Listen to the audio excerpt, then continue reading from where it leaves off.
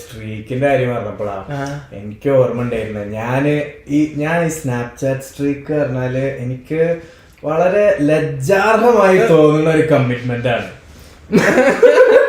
ഇവിടെ നമ്മളുടെ പ്രൊഡ്യൂസറായി നിൽക്കുന്ന ആരും അങ്ങനത്തെ എന്തൊക്കെയോ ചെയ്യാറുണ്ടെന്ന് ഞാൻ കേട്ടിട്ടുണ്ട്.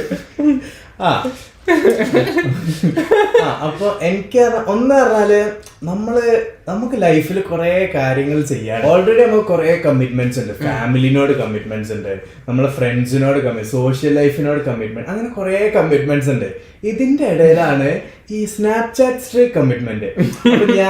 പണ്ട് ഞാൻ സ്കൂളിൽ പഠിച്ച ടൈമില് ഇങ്ങനെ റിലേഷൻഷിപ്പിലായപ്പോള് ഇവർക്ക് വീട്ടിൽ ഭയങ്കര സ്ട്രിക്റ്റ് ആയിട്ട് വാട്സാപ്പ് ഇല്ലായിരുന്നു, നമ്പർ ഇല്ല. പിന്നെ ഇൻസ്റ്റഗ്രാം ഈ പേരൻസിനൊക്കെ അറിയുന്ന ഒരു സ്ട്രീം ആയതുകൊണ്ട് അതില് ചെക്കിങ്ങും കാര്യമൊക്കെ വരുന്നോണ്ട് ഇൻസ്റ്റഗ്രാമിലും ടെക്സ്റ്റ് ചെയ്യില്ല.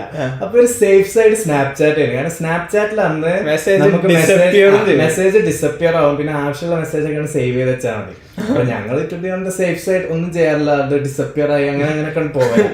അപ്പൊ ഞങ്ങള് ഇതേപോലെ സ്ട്രീക്ക് എന്നുള്ള ഉദ്ദേശത്തിലല്ല, നമ്മൾ ഒരു ഫ്ലോയിൽ ഇങ്ങനെ നമ്മളിടക്ക് ഇങ്ങനെ അങ്ങോട്ടും ഇങ്ങോട്ടും ഓരോ സ്നാപ്പും നമ്മൾ ചെയ്യണ കാര്യങ്ങൾ ഞാൻ ഫുഡ് കഴിക്കണം അങ്ങനെ അയച്ചിട്ടുള്ള ഒരു സ്ട്രീക്കാ. അങ്ങനെ ഇതൊരു 186 ദിവസം, അതാണ് എന്റെ ഹയസ്റ്റ്, എന്റെ ഓൾ ടൈം ഹയസ്റ്റ് അതാണ്.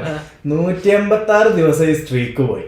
അങ്ങനെ ഒരു 2016 തോന്നി ഞാൻ നാട്ടില് പോയ ടൈമില് അന്ന് 2016 പറഞ്ഞ നാട്ടില് ഇന്റർനെറ്റ് ഒന്നും അത്രക്ക് പുരോഗമിച്ചിട്ടില്ല.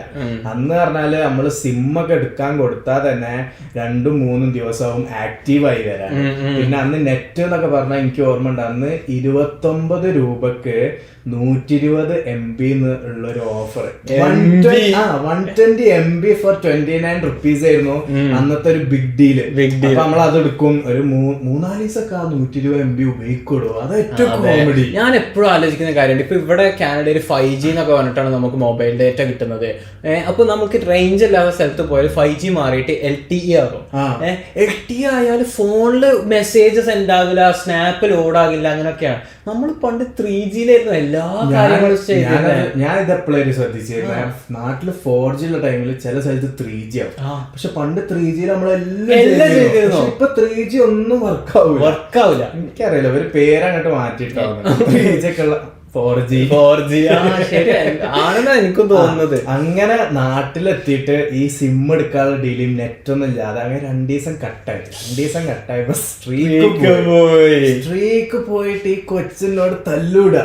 ഈ അനക്ക് ഇങ്ങനെ ഒരു സിറ്റുവേഷൻ ഉണ്ടെന്ന് അറിയാണെങ്കിൽ നമുക്ക് ആ പാസ്വേഡിന്റെ അടുത്ത് തന്നൂടായിരുന്നോ, ഞാൻ എന്റെ സേവ് ചെയ്യൂലേ. അപ്പൊ അല്ല അങ്ങനെയൊക്കെ സേവ് അതുപോലെ സ്നാപ്ചാറ്റ് സ്ട്രീക്ക് കീപ്പ് ചെയ്യാൻ വേണ്ടി മാത്രം ബ്ലാക്ക് സ്ക്രീൻ സ്നാപ്പ് എടുത്ത് എനിക്കുണ്ട് ഒരു സുഹൃത്ത്. ഇവരെ പരിപാടി എന്താന്ന് വെച്ചാല് രാവിലെ ഒരു 10-11 മണി ആ ടൈമിൽ അലാറം വെച്ച് എണീച്ചിട്ട് വരും നോക്കും ആർക്കൊക്കെ ഇങ്ങനെ ടൈമർ വന്നതെന്നുള്ള. എന്നിട്ട് ടൈമർ വന്നവർക്കൊക്കെ ഈ ബ്ലാക്ക് സ്ക്രീന് പെട്ടെന്ന് ഇതാക്കിയിട്ട് എല്ലാവർക്കും അയക്കും, എന്നിട്ട് വീണ്ടും ഉറങ്ങാൻ പോകും. അപ്പൊ ഞാനൊന്നും എന്റെ ലൈഫിൽ ചെയ്യൂല. അതല്ല, ഇവർക്ക് ഈ ഒരു എനർജി വേറെ എന്തിലേക്ക് കൊടുത്തൂടെ?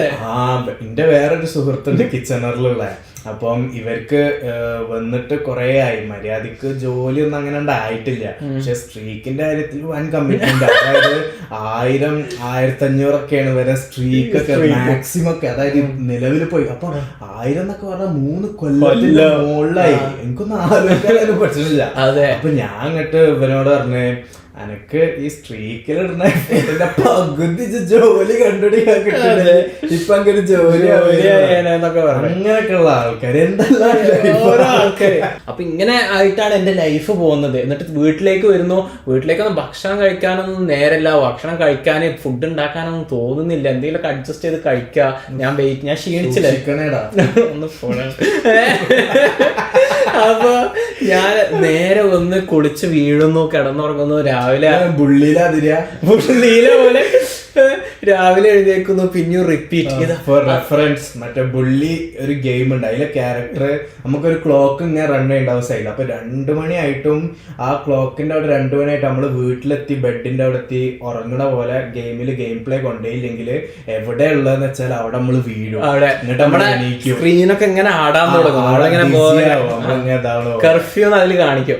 അപ്പൊ അങ്ങനെയാണ് എന്റെ ലൈഫ് പോകുന്നത്. അതിന്റെ ഒരു ദിവസം ഞാൻ സ്നാപ്ചാറ്റ് നോക്കിയപ്പോ ഞങ്ങളുടെ ഫ്രണ്ട് ഗ്രേസിന്റെ ഒരു സ്നാപ്പ് കട്ടി ചെയ്യാൻ പറഞ്ഞിട്ട് കട്ടിന്ന് വെച്ചാൽ എനിക്കറിയാം നാട്ടിലുള്ളവർക്ക് അറിയാം. പക്ഷെ നമ്മള് സ്കൂളിൽ പഠിക്കുമ്പോ ഫ്രണ്ട്സ് എന്നുള്ളതിന് ദോസ്തിയും പിന്നെ എനിമീസ് എന്നുള്ളതിന് കട്ടി എല്ലാരും യൂസ് ചെയ്യുന്നല്ലേ. എനിക്കറിയില്ല, കാരണം ഞാൻ കുറെ ആൾക്കാരോട് ഈ കട്ടി എന്നൊക്കെ പറയുമ്പോ ഓർക്കൊന്നും മനസ്സിലാവില്ല. അപ്പൊ ഇവരൊക്കെ നാട്ടിലെ സ്കൂളിൽ പഠിച്ച എനിക്ക് അറിയത്തില്ല. പക്ഷെ ഇതാണ് ഒരു സംഭവം, കട്ടി ദോസ്തി. ഇങ്ങോട്ട് കട്ടി എന്ന് പറഞ്ഞാൽ ഇങ്ങനൊക്കെ ദോസ്തി തള്ളവരിലും ഇങ്ങനെ ഉണ്ടാക്കും. അപ്പൊ ഞാൻ സ്നാപ്പർ നോക്കണ്ടേ കട്ടി ചെയ്യാന്ന് ഞാൻ പടച്ച തമ്പുരാനെ ഞാൻ ഇവളോട് സംസാരിച്ചിട്ട് 1 മാസമായല്ലോ, എന്താ ഞാൻ ചെയ്തേ. അപ്പൊ എന്താ നമ്മളെ സ്ട്രീക്ക് ബ്രേക്ക് ആയി പോയ സ്നാപ്ചാറ്റില്. ഞാന് മനസ്സാവാച സ്ട്രീക്ക് ഉള്ളത് തന്നെ ഞാൻ അറിഞ്ഞിട്ടില്ല. അതും ഇതേപോലെ അൺഇന്റൻഷണൽ ആയിട്ട് ഇവങ്ങനെ ഇടക്കിങ്ങനെ ഓരോന്ന് അയക്കുന്നുണ്ട്. പക്ഷെ ഇവള് ഡെയിലി അയക്കുന്നുണ്ട്. ഞാനിങ്ങനെ എന്റെ ലൈഫിൽ ഹാപ്പി ചെയ്യുന്ന കാര്യങ്ങളൊക്കെ ഇങ്ങനെ അയക്കുന്ന കൂട്ടത്തില് ഡെയിലി എന്തെങ്കിലുമൊക്കെ ഉണ്ടായതുകൊണ്ട് സ്ട്രീക്ക് ആയി പോയതാണ്. ഇവള് ഞാൻ എന്റെ കൂടെ സ്ട്രീക്ക് കീപ്പ് ചെയ്യുന്നുണ്ട് എന്ന് പറഞ്ഞിട്ട് ഒരു ദിവസം ഇവന്റെ ലൈഫിലൊന്നും ഉണ്ടായില്ല. ആ ദിവസം തുടങ്ങിയതേ ഉള്ളൂ. കട്ടി ചെയ്യാൻ ഞാൻ എന്താ നോക്കിയെടുത്ത് നോക്കിയപ്പോ ഇവിടെ വോയിസ് മെസ്സേജ് ഹിന്ദിയില്. ഞാനിത് മനസ്സിലാക്കാൻ കുറച്ച് കഷ്ടപ്പെട്ടു, പക്ഷെ മനസ്സിലായി എന്താ സ്ട്രീക്ക്. എന്നിട്ട് എന്തോ 35 ദിവസത്തെ സ്ട്രീക്കാണ് നീ കൊണ്ട് കളഞ്ഞപ്പോ ഞാൻ മനസ്സിലായി 35 ദിവസം ഉണ്ടേന്നോ എന്നൊക്കെയുള്ള രീതിയില്. അങ്ങനെയൊക്കെയാണ് എന്റെ ലൈഫ് പോകുന്നത്.